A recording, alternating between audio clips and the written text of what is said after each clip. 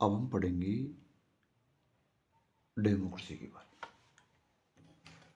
कि लोकतंत्र क्या है, इसके विभिन्न स्वरूप और उसके बारे में इसका अध्ययन करें।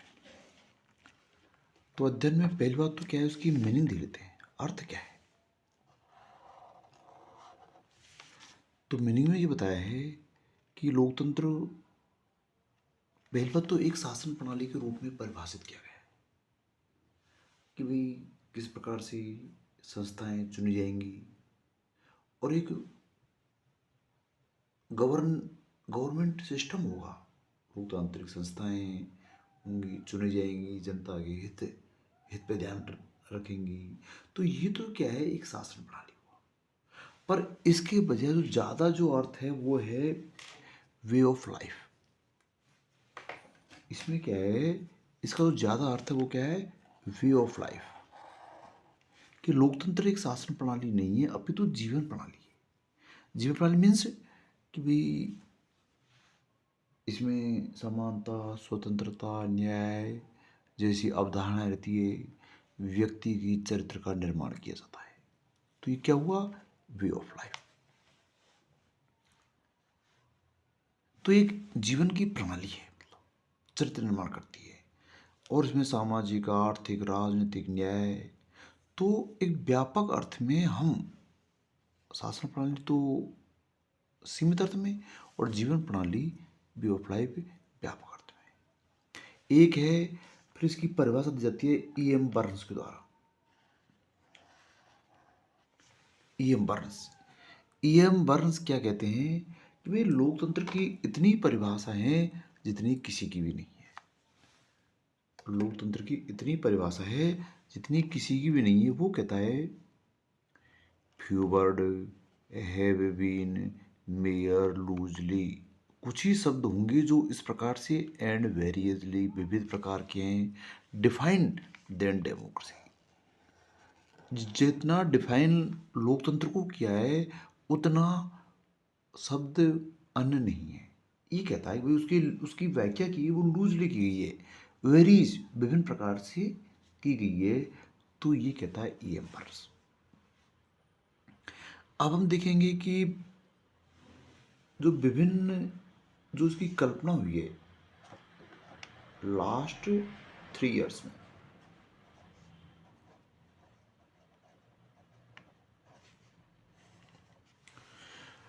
लोकतंत्र की विभिन्न कल्पना भी की गई है। भाई लोकतंत्र कौन सा बढ़िया है। तो एक तो साम्यवादियों ने जो कल्पना की है वो तो है जनवादी लोकतंत्र, पीपुल्स डेमोक्रेसी। लोकतंत्र क्या है, जनता का हो। पीपुल्स डेमोक्रेसी साम्यवादियों ने, जिसमें क्या है कि एक पार्टी का शासन होता है, विशेष साम्यवादी नीतियों को लागू की जाती है। तो ये कल्पना किसकी है, कम्युनिस्टों की है, जैसे चीन में।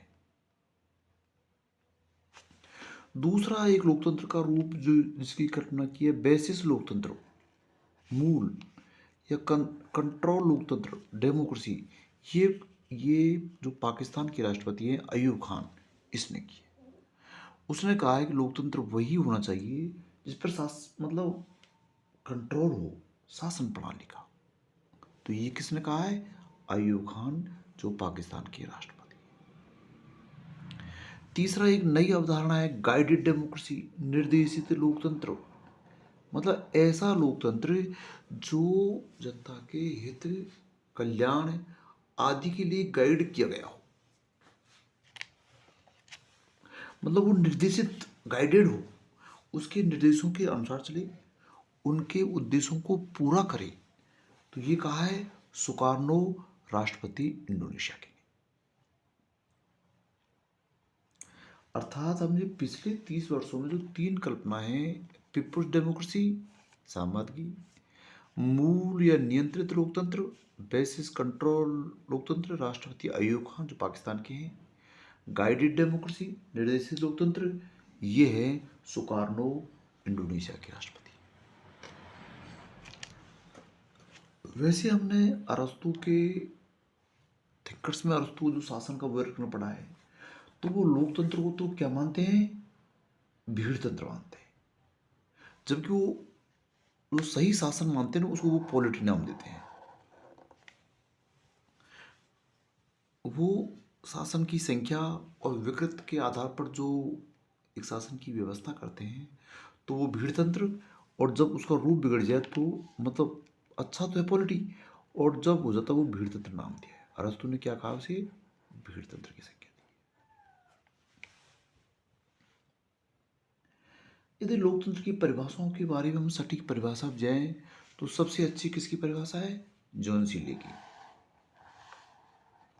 जॉन सीले, देखो जॉन सीले क्या कहता है कि democracy is a government in which everyone has a share.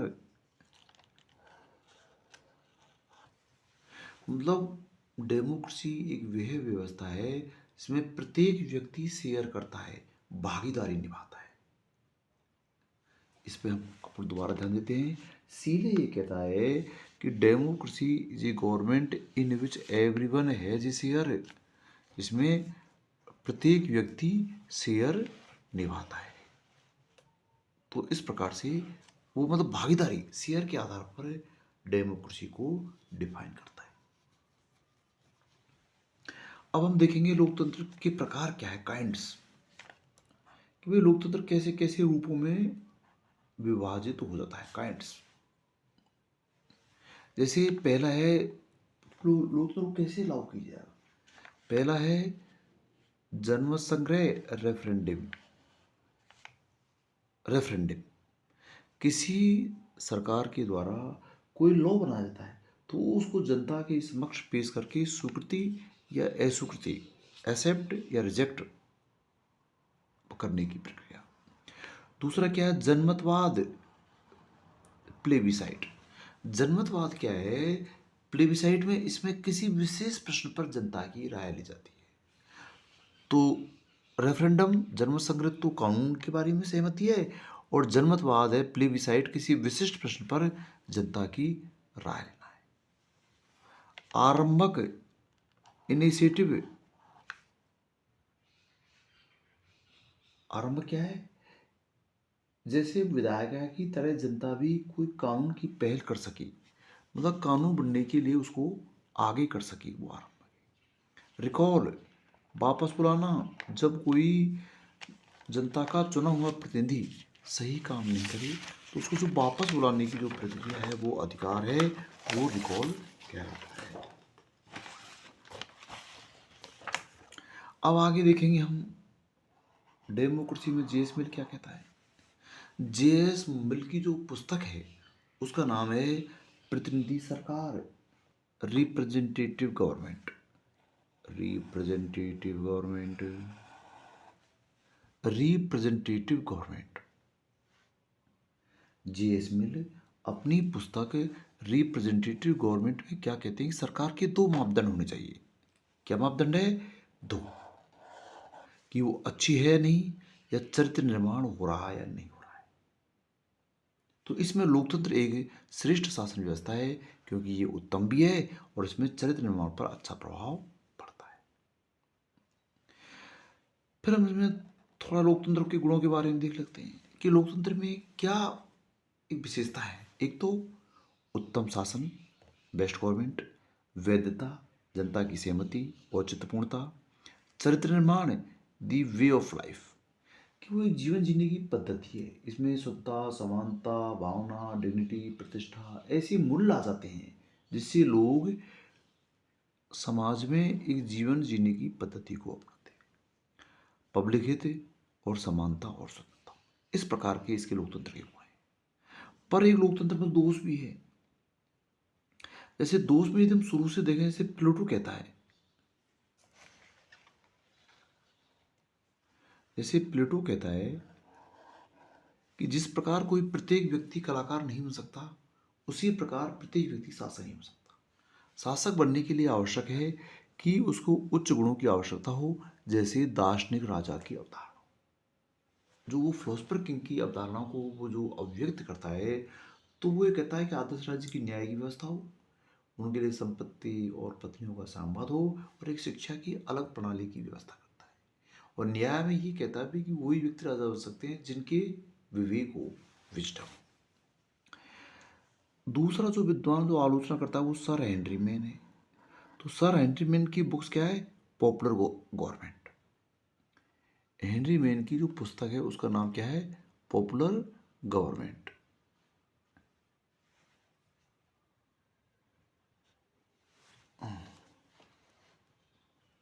तो पॉपुलर गवर्नमेंट में क्या कहता है वो? कि लोकतंत्र और स्वतंत्रता में कोई संबंध नहीं। भाई प्लेटो तो आलोचना वो मतलब सर हेनरी मैन अपनी पुस्तक पॉपुलर गवर्नमेंट उसमें वो कहता है कि लोकतंत्र और स्वतंत्रता में कोई संबंध नहीं है। तीसरा है लेकी। लेकी की बुक्स कौन सी है? Democracy and liberty. उसमें कहता है कि प्रबलतम लोकतांत्रिक प्रक्रिया स्वतंत्रता विरोधी होती है। अब यहां पर हम दोबारा एक बार देख लेते हैं उसको, लोकतंत्र के दोष को। जैसे प्लेटो में देखते हैं।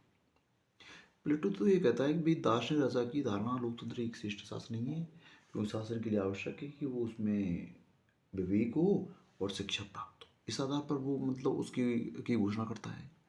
दूसरा है sir Henry man. Sir Henry man की पुस्तक का नाम क्या है? Popular government. तो हेनरी मैन उस पुस्तक में कहता है लोकतंत्र और स्वतंत्रता में कोई संबंध नहीं है। तीसरा है लेकी।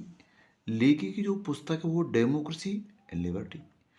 तो डेमोक्रेसी और लिबर्टी में वो कहता है प्रबलतम जो लोकतांत्रिक जो जो प्रवृत्तियां हैं, प्रबलतम हाईएस्ट डेमोक्रेटिक जो टेंडेंसी है वो स्वतंत्रता विरोधी होती है। प्रबलतम जो स्वतंत्रता जो विरोधी जो मतलब प्रबलतम जो लोकतांत्रिक जो जो प्रवृत्तियां होती है वो स्वतंत्रता विरोधी होती है, ये कहता है। लेकिन कि प्रबलतम लोकतांत्रिक प्रवृत्तियां स्वतंत्रता विरोधी होती है। लेकिन पुस्तक है डेमोक्रेसी लिबर्टी। सर हेनरी में कहते हैं स्वतंत्रता और समानता में कोई संबंध नहीं है, पॉपुलर गवर्नमेंट। इस प्रकार से हम इस चैप्टर को यहाँ तक क्लियर कर लेते हैं।